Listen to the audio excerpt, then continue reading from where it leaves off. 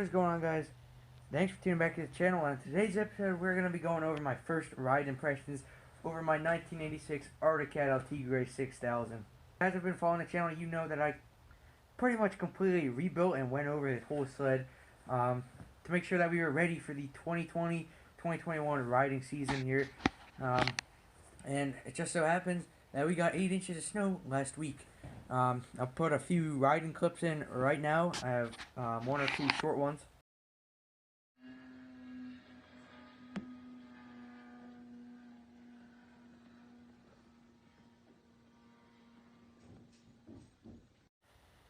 Now obviously that's me on the sled there. Just doing a little ride. Nothing too major there. Just giving a little shakedown test there.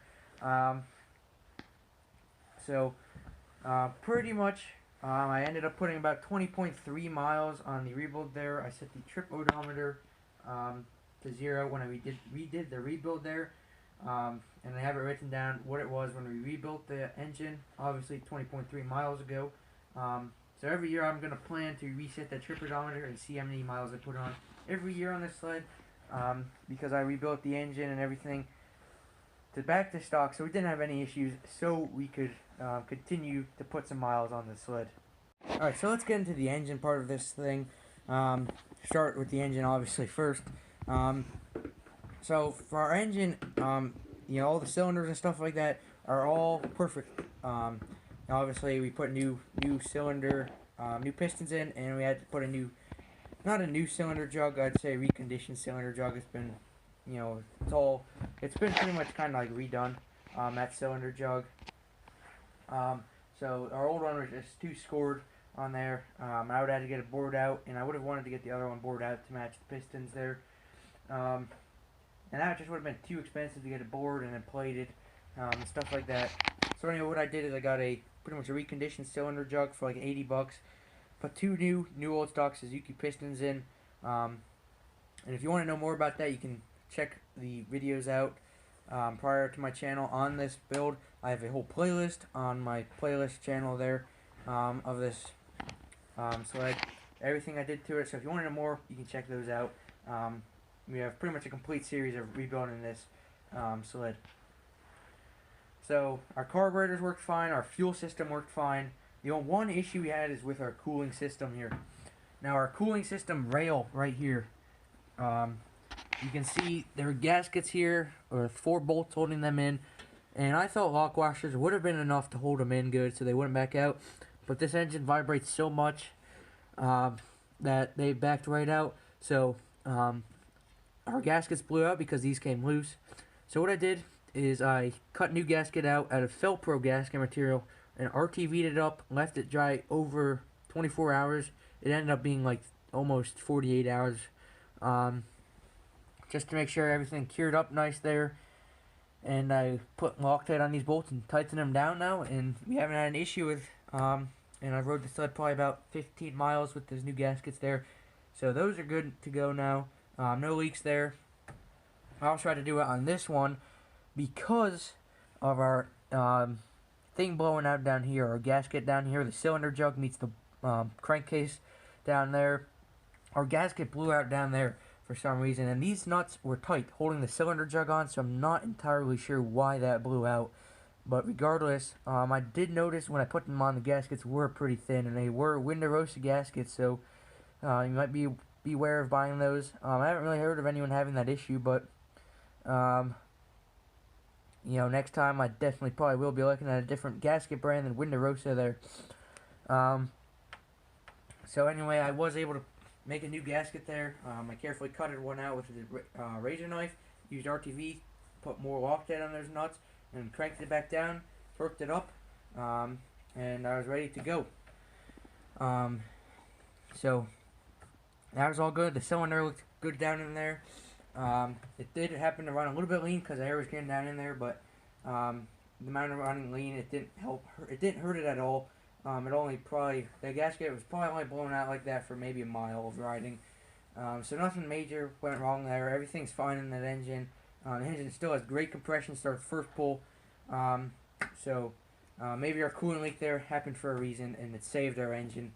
But anyway, this sled starts first pull and has good power. So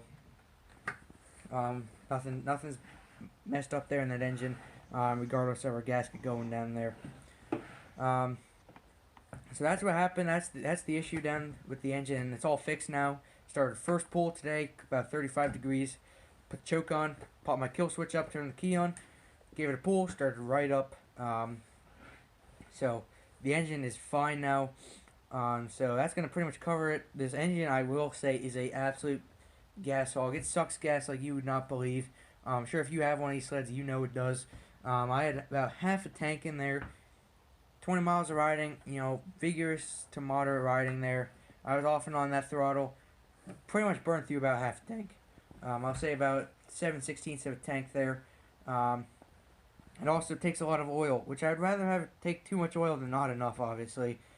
Because that's what happened before oil injection failure. Again, check it out in my playlist on my channel. And we go over pretty much what happened to this engine. But anyway, short story short, one of these lines blew. And that was what happened, and one of our cylinders scored, and it was just a big mess there. But anyway, everything's working fine. The rebuilt fuel pumps, everything is working fine now.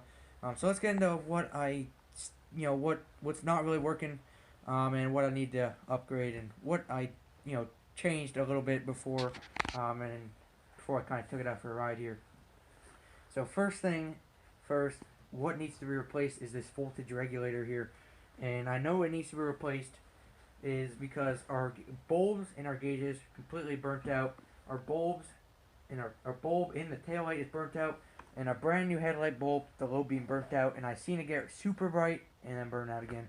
So I know my voltage regulator is bad, so I'm gonna have to take that out and just see which one I have. Make sure I ordered the right one there, because I don't want to have to send it back, especially with the post office and shipping companies being pretty slow around the holidays and this whole coronavirus stuff going on.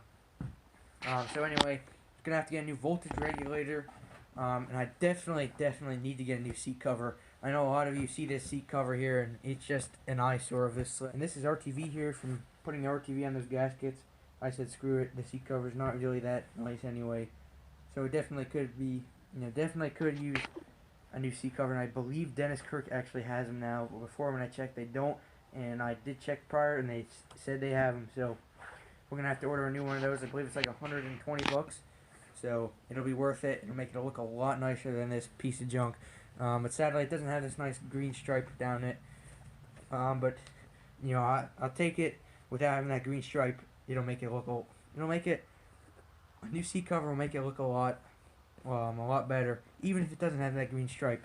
And I will actually be able to button it up, because this one I believe was in the sun or something, because as you can see, it's like shrunk or something like that. It does. None of these buttons were lined up. Even when I bought this sled, none of them were lined up. So I'm not too sure if he had it off for some reason or what. But anyway, I'm definitely have to get a new seat cover. And the one change I did do back here, besides inspecting the whole skid, making sure everything was good down there, the one change I did do was adjust the tension here on the shocks.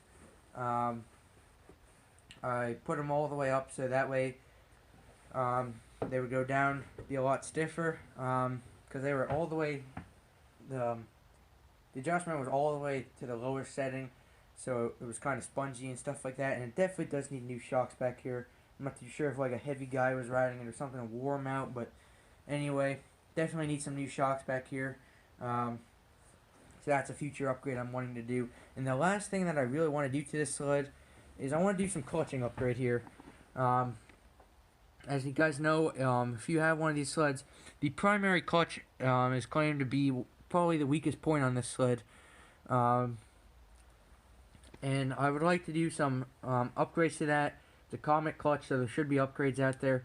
I want to figure out what upgrades I can do to it. That aren't like $1,000, that aren't hundreds of dollars. I just want to have a nice reliable clutch there, and make that clutch work a lot nicer than it does. The clutch, it works alright, but definitely room for improvement there, and stuff like that. I just feel like when you're starting out, it doesn't really grab the belt properly there. Something is definitely not really right there, and it's just not the best there. And also, don't know how much I can do to the secondary clutch, but I definitely would check into that. But that's going to come after I get this primary clutch redone and all that and modified. But for now, the primary clutch is fine. I'm fine with it for now. You know, next storm it'll be fine. It's pretty much stock, so it's just as good as it was from stock, pretty much. But I would definitely like to upgrade that clutch. You know, the clutch works, but there's definitely room for improvement there on that stock clutch.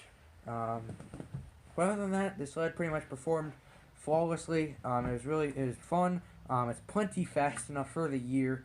You know, it doesn't handle the best, you know, but for the speed it has, which is around 90 miles an hour, on a really good day, you might be able to brisk 100 there. Especially with the stock clutch and all that. So maybe if I get a better clutch, maybe we can see a little bit better speeds there. Not much, but maybe. But for what the sled is, it is insanely fast for what it is. And I know some of those triple Polarises out there would probably outrun the sled, but you know, for what it is, for the year it is, 86, it's really fast. And for considering the skis and track it has on it, I mean, the track on these sleds are nothing like the newer sleds with the big lugs on them. These tracks have not that good of lugs from factory, and they don't get that much good of grip. They are fun around corners, I'll give it that. When you gas it, you can slide that track out to the side there, and you know, really just you can do some good drifting, which I really do enjoy on my sleds. It's probably not the best form, but I do enjoy it.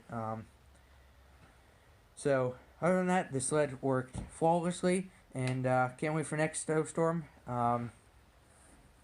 to get some more riding on this sled, and hopefully definitely hit 900 miles all time on the sled, and hopefully put at least 20 more miles onto it. So, thanks for watching. That's going to do it for this episode, and don't forget to check out my other playlist on my channels and other videos in general. So, thanks for watching.